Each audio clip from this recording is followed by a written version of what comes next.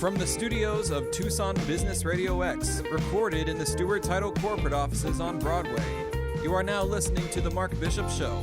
And now here's your host, Mark Bishop. And welcome to another Mark Bishop Show. Today we're looking at an author's tale. We're taking a different segment in the show where it's called The Reading Corner. And we're going to feature top books, bestsellers, and great stories.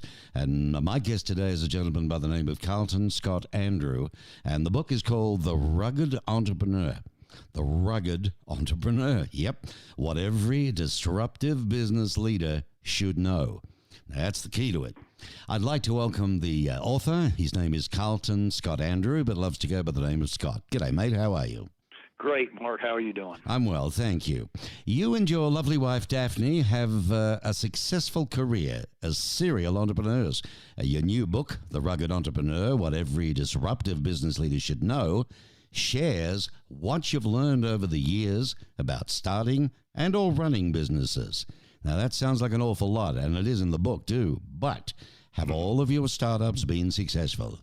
Not by a long shot. We've had numerous failures, and like to say you're going to fail forward. That's been said many, many times.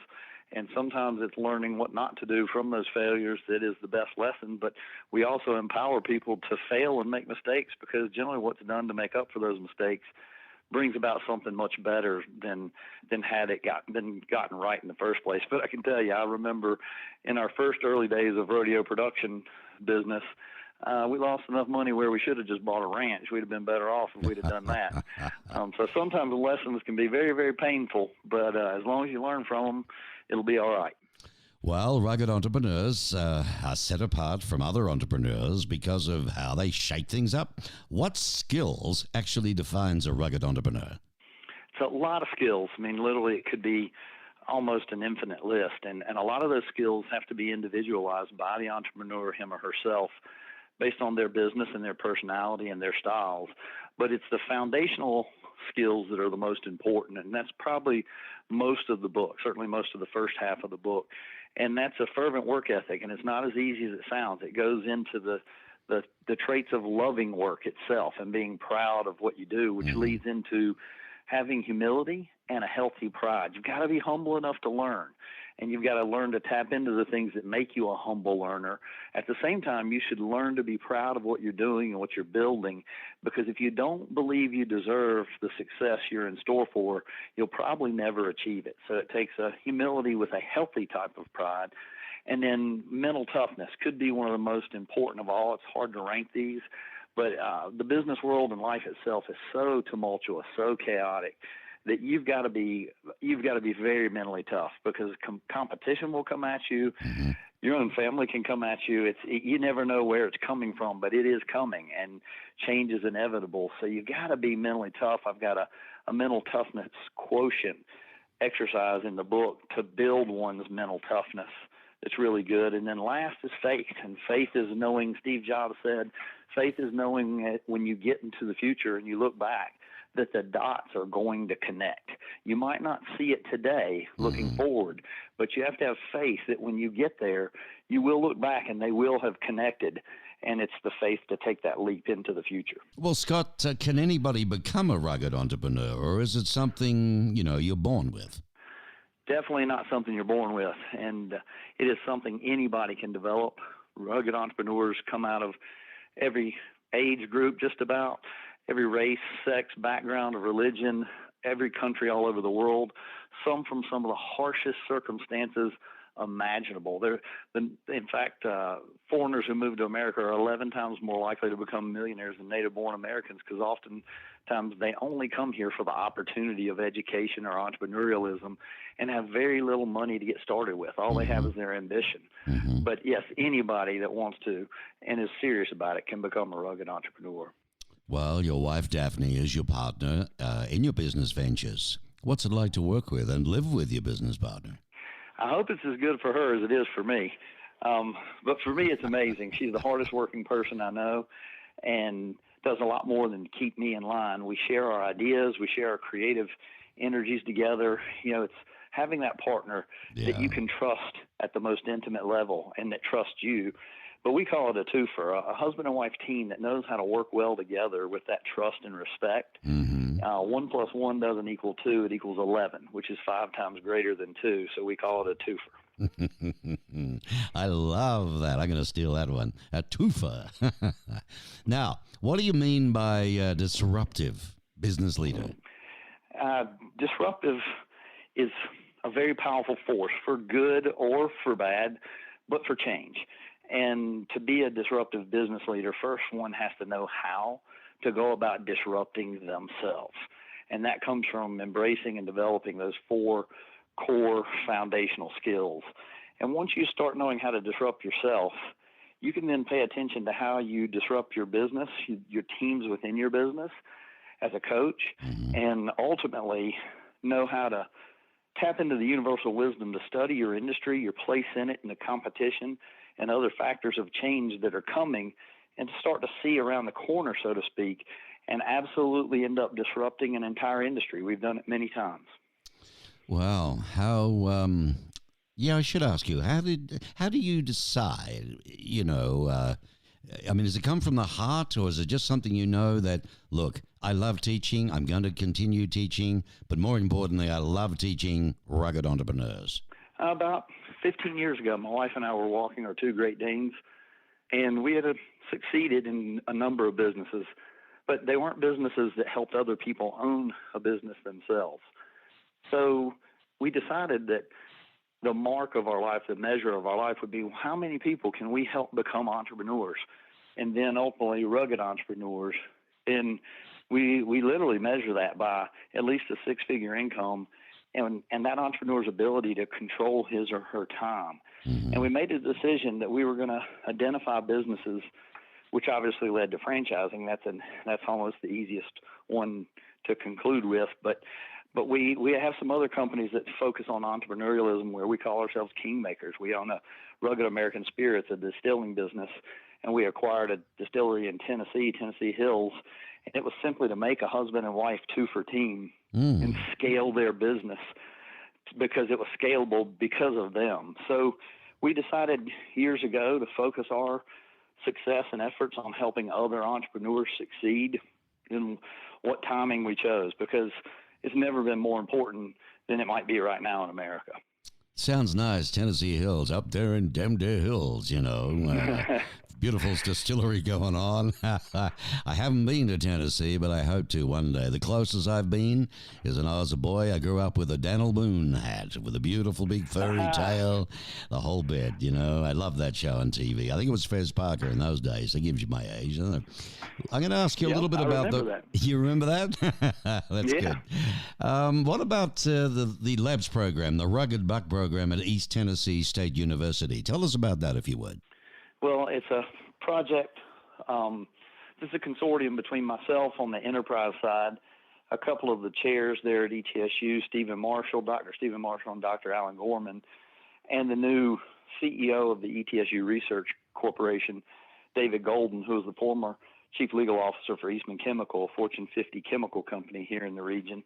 And it's committed to providing students with experiential learning opportunities through Rugged Buck Labs, which is an experiential learning accelerator designed to marry enterprise with students and professors and projects so that we disrupt the higher education model, because it's in such need of being disrupted in a way that creates more and more experience and a digital resume for students to start when they're a freshman. And when they graduate, have enough experiential projects listed on it to help them move right into the workforce immediately, or possibly even have already started their own company at the time they graduate. Well, that's a darn good idea, very much so. The book itself, when I was going through it, I noticed you really do make it a priority to talk with other people who have been highly successful in their careers.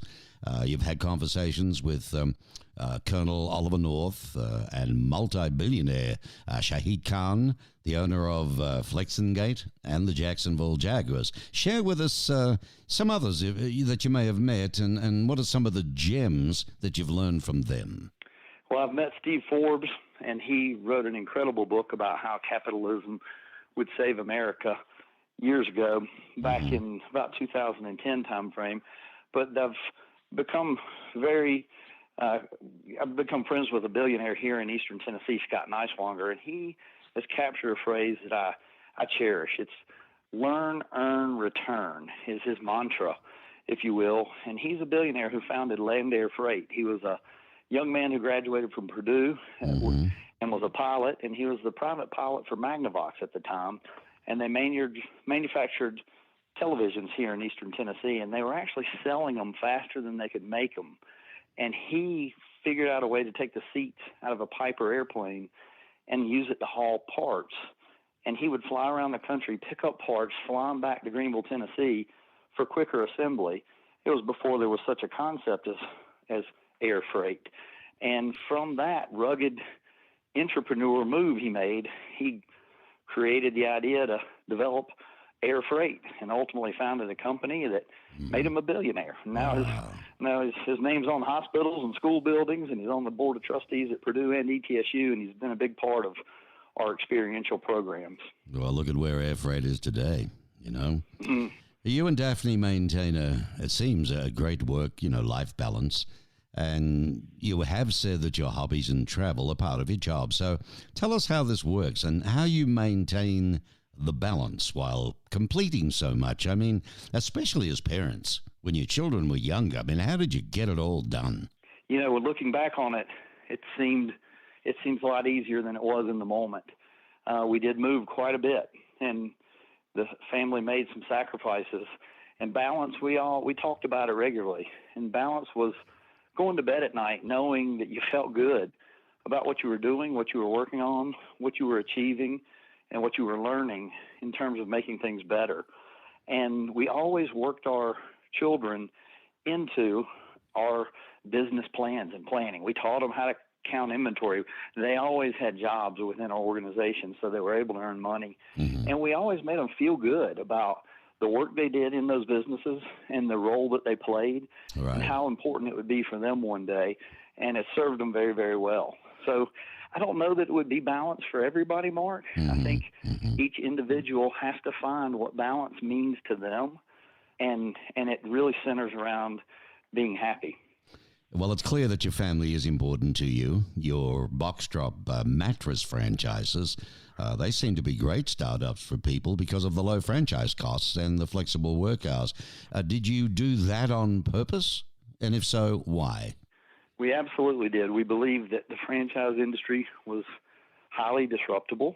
It had one way of kind of selling itself, and across the board pretty much had one culture, which is a lot like union versus management, labor versus management, so to speak, in the union world. And it was pretty caustic, and we knew that could be disrupted and changed. And we set out to create a franchise that would be the easiest to start and have the most flexibility within itself on how the entrepreneur would run that business, giving them multiple pathways into different size businesses in the home furnishings industry.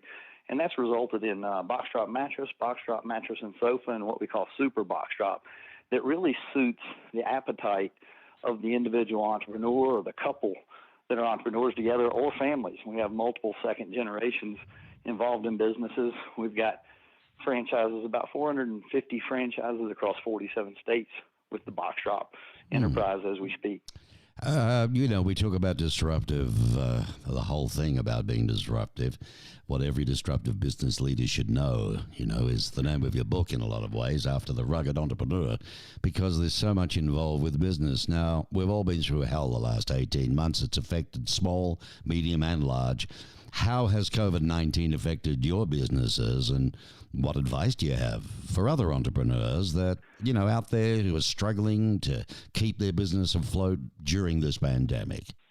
Well, I feel for any and all of them that are struggling, and I hope learning to be rugged, because many have been forced to, especially in the restaurant and bar industry, and there's other industries that have been hit very, very hard.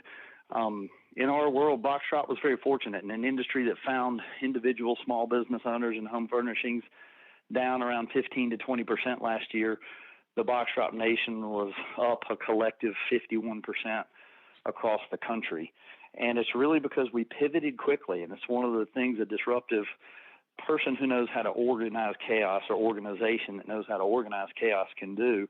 We quickly identified how those locations needed to identify themselves and establish themselves as essential products and services providers. We had our legal team do letters for them, and we were analyzing state, county, and city laws and regulations because they varied across from state to state, county to county, city to city. There was no one general rule of thumb. So it was very chaotic. One of the most chaotic business times I've ever seen last February, March, and April. And we navigated it fast and created procedures by which they could stay in business. And it really made them very successful. But we also had launched a year before BioPure Services, which is a microbial germ remediation company that uses electrostatics. So sometimes it's timing that you got to be good at. We didn't foresee COVID, but going into COVID, we had one franchise with that company. We're just starting to franchise it, and we quickly ramped up to 50 by year's end. And, of course, it's just a whole world understands of battling the germ world as it exists today, and but forever thing. That amazes me, in all honesty, though, mate. With a country like America, the greatest on earth, the biggest. Look at the money. The money's unbelievable. Business is unbelievable. And yet, it's the last 5 presidents, I don't care who it is, totally in the middle. None of them had a big shed ready with massive machinery or anything else. And we've been warned that these pandemics are coming, and they're going to get worse, and more are coming. And why weren't we prepared? You know what I mean? It's not just the last president. That's a great question. The one before him and the one before him. I mean, where's all the dough go? Helping who is it, or somebody else in another country? The reality is we were not prepared, and to me, that's not business, in the greatest country in the world. Anyway, your book is fabulous. I highly recommend it, folks. It's be a nice gift. If you've got a son who's a CEO or a general manager or an aspiring entrepreneur, this is the book for them. All right, it's simply called The Rugged Entrepreneur. It's done by Scott Andrew, the author of The Rugged Entrepreneur, what every disruptive business leader should know, because that's what it's about. And you can get it. All right, Mark, well, tell us where you can get the darn thing. Number one, the hardcover is $27. The ebook is $13.99. Simon & Schuster, you're talking Barnes & Noble, Goodreads, rather, and, of course, Amazon. All right, of course. Why not? Where else? So, at the end of the day, thank God there's still other places than Amazon you can get it. But still, okay, The Rugged Entrepreneur, what every disruptive business leader should know. Thank you, Scott. I really appreciate your time, and good luck with the future with this. Thank you, Mark. Okay, goodbye now. Stay rugged.